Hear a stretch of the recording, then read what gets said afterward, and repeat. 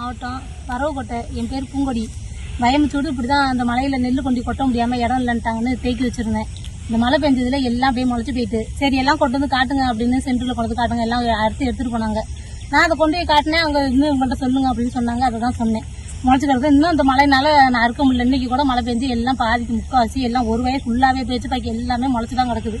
எடுக்கிறதுக்கு ஆவாசி வருது என்னவோ. நான் செலவு பண்ணது 1,50,000 ரூபாய்க்கு மேலே செலவு பண்ணியிருக்கேன். இதை தான் நாங்கள் சொன்னேன். தனியாரில் நகை அடவு வச்சுருக்கேன், 1,00,000 ரூபா செலவு பண்ணியிருக்கேன், எனக்கு எல்லாமே நட்டமாக போயிடுச்சு அப்படின்னு வந்து சொன்னேன்.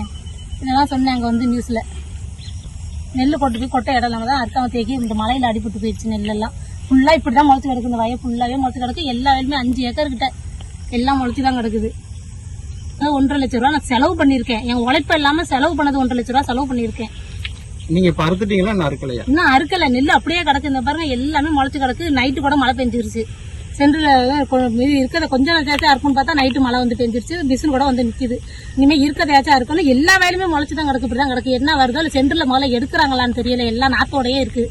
நான் அறுத்து கொட்டி சென்ட்ரில் என்ன பண்ண போறாங்கன்னு தெரியல. நெல் முளைச்சு நாத்தோட இருக்கு என்னன்னு தெரியல.